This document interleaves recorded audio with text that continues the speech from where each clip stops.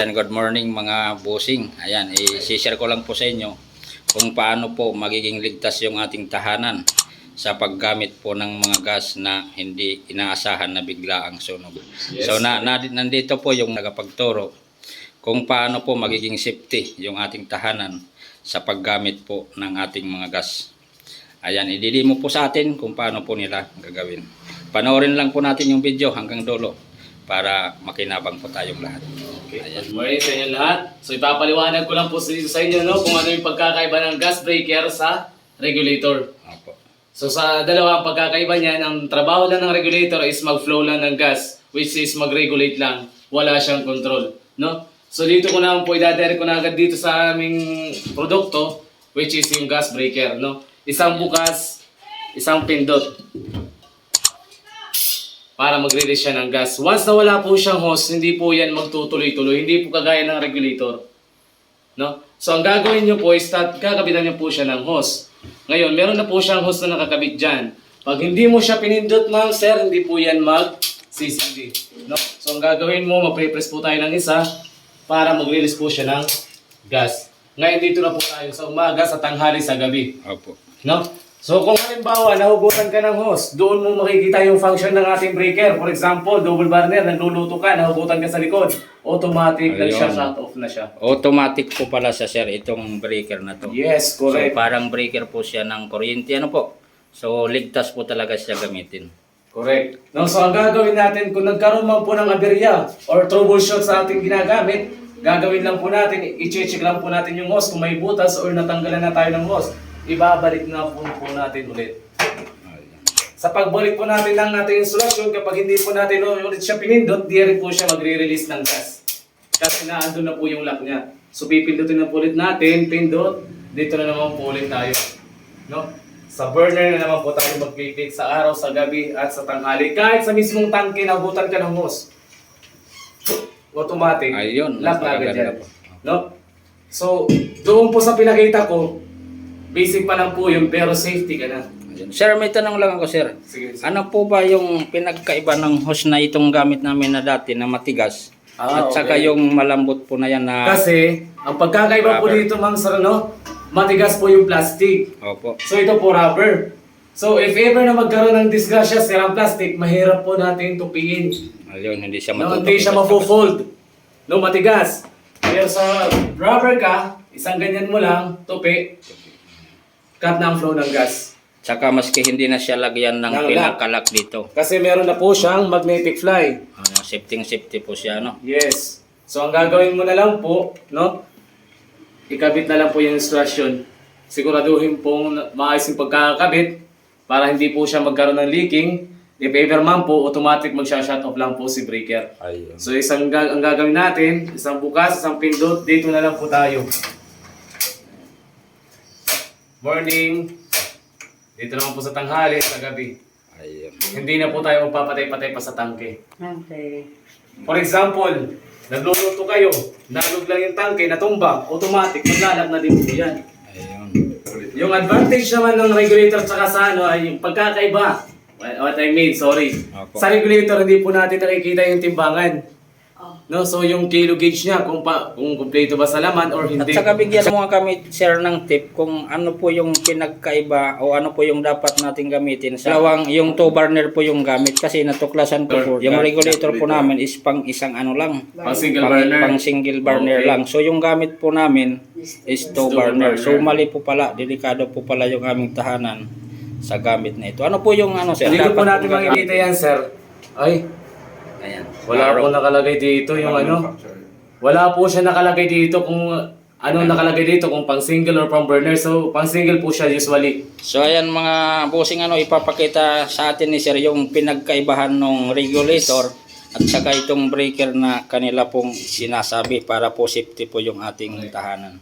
So, ang regulator po, ang mga ordinary na regulator, meron po siyang arrow sa ilalim, which is yung po susundin natin kung paano natin siya ikakabit. Opo. So, kailangan tagilid muna kasi itong first lock, itong second lock. Tagilid muna. Kapag nailock mo ng first lock, saka milalak ang second lock, sabay. Ayun. Tapos balik lang kumaluwag pa and then sabay na naman ulit sila. No? So sa pagkabit ko, sir, no, mga ma'am, sir, Doon pa lang sa pagkabit ko, bubuksan ko na yung tangke. Ano po yung mapapansin natin? Continuous lang yung gas. Di ba? Wala po siyang control. Halimbawa, pagbukas ko, nakaritik agad siya ng leaking, automatic, mag-aapoy na siya. Ayun. So kapag halimbawa nag-leaking ng ganyan, tapan nyo lang po siya ng daliri nyo, cut na ang Ayun, napakasimple lang pala yung gagawin. Yes, Dapat hindi lang tayo matatarantana po. correct. Tama. Tapos pasingawin mo siya, kung wala na siyang apoy, andin patay sa tangke. Ayan. At saka ito, kadalasan mga sir and ma'am, ito pala dito, sumisingaw po yung pag sira Correct. na yung ating tangke. Pulbos lang po yung gagamitin. Yes. Pulbos, hindi kaya sa bula. Hindi ko lang po na-video kanina, pero naipakita po ni sir na lalagyan lang po natin dito ng kamay at saka yung pulbo. Pulbos. Saka natin bubuksan, sisirit po yung pulbos. Yes. Ayan, ibig sabihin po nun, sira na po yung ating regulator. Correct. So napakalaki po ng pinagkabahan po nila para po sa safety natin. Dahil ito po yung kanilang gas breaker is maski mabunot po is automatic po siya naglalak siya dito. Napaka-safety po nito.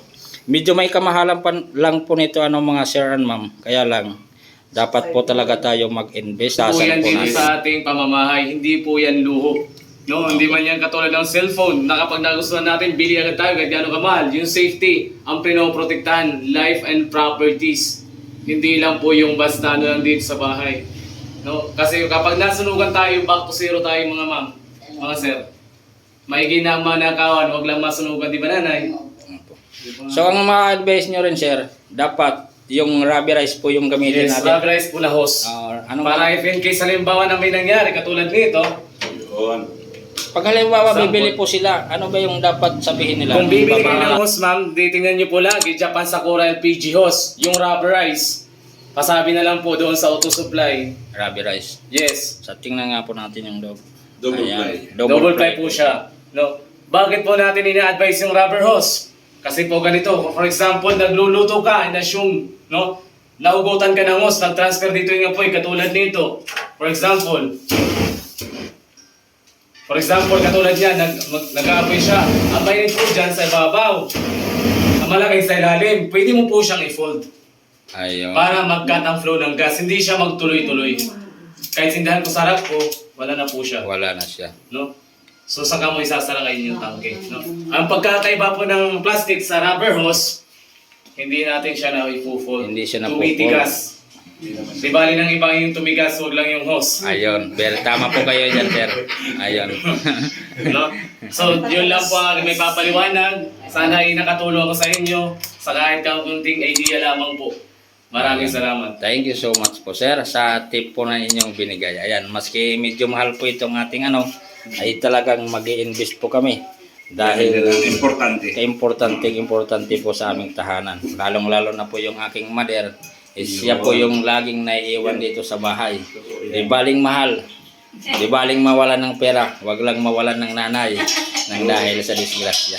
Ayan, kakabit na ni sir ito. Ito, kakabit na natin para sa kaligtasan ni Mother dahil para kay Sir, hindi importante ang pera. Ang Opo, importante ang ay buhay. ang proteksyon ng pamilya. Opo. Dahil ang pera kikitain yan. Pero Sir, ma'am, ang tangke po natin, lagi po natin tandaan, ang pagkakamali at ang isang aksidente hindi natin inaasahan. Kaya ang importante po, breaker ang solusyon sa problema natin sa tangke. Dahil ang tangke, hindi po naman masasabi natin na lagi po tayong naglalak. Minsan maiwanan sa natin naka-open yan. Ngayon, ikakabit na po natin yung protection ni Sir. Ito na siya. Ayan. Ito, gagamitan natin Sir ng counting toothpaste para pinakang seal ng ating hose line sa copper tube niya. Ayan. Ayan. Yan Sir, hindi na kinagamitan ng clamp. Ayan. Hindi po yan basta. Mahuhugot kasi magnetic rubber siya. Ayan. Pag kinabit Sir natin dito, ang ating safety, ayan. Nakabit na po natin kay Madam. Ayan na po. Isang pindot. Andito na po yung gas. Ayan. Ayan. Wala na po tayo gagalawin pang iba. Pag magluluto po tayo, dito na lang. Automatic na siya. Pagkatapos Sir magluto, dito na lang po kayo magsasara. Ito Sir, kahit makalimutan niyo pong isara, maiwanan niyo pong naka-open, wala na po itong problema. Ayan. 100% po na safety ang pamilya. Unang-una, katulad niyo Sir, lagi kayong umaalis na naiwanan si Mother. natutuwa ako sir sa inyo kasi pagdating kay mother talagang aware po agad Opo, kayo. kasi yun ang unang-una. Isa lang po yung ating nanay. Yan, isa lang ang magulang. Totoo yan sir, isa lang po ang magulang. Kaya lagi po natin isipin dahil sabi nga tayo, malayo palalakbayin natin ang mga magulang natin. Sabi nga, laging nandiyan yan sa bahay. Ngayon sir, ito na, ikot natin. Ayan. Ganito lang po, pag-instalasyon yan, ipapasok nyo yung hose line sa likuran. Ayan po.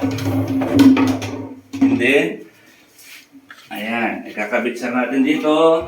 Ayan, ganito lang po ang tamang pag-instalasyon. Ayan po, sasagad po natin ito. Yan po, huwag kayo sir mag-aalala kung kahit wala po siyang clip. Yan po ay hindi po basta mahuhugot.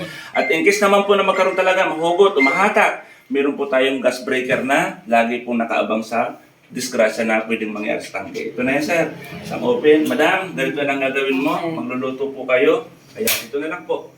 Pagkatapos yung madam magluto, kahit di nyo na po patayin sa tangke, okay lang. Pwede rin patayin, pwede hindi. At least po safety na po kayo. Ayan. Ngayon, ipapasok na po natin sa kanitasan ni nanay. Ayan na po. Sir, mayroon po kayong ibinigay sa akin kanina na tip na para makatipid po tayo sa gas.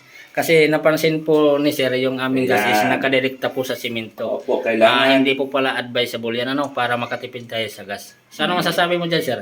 Ngayon sir, kailangan may tabla. Unang-una sir, ang kailangan sa ratas tabla, minsan po namamawis yung tangke natin. Ngayon, kailangan po natin ng tabla para hindi po siya nagmo-moist. Unang-una, hindi po tayo nakakamoy ng gas at yung gas po natin medyo makasave po tayo. Kasi ang tangke sir natin, ang chemical po niyan, minsan po namumuo yan. Katulad din po ng mantika sa buti. Na pag malamig po ang panahon, nagiging solid, namumuo, ganun din po ang tangke natin. Kaya mas the best po na may tabla, unang-una po, iwas din po sa kalawang yung puwit ng tangke natin para hindi po siya nagkakaroon po ng kalawang. Ano po? Thank you so much, Sir, sa tip na inyo pong binigay.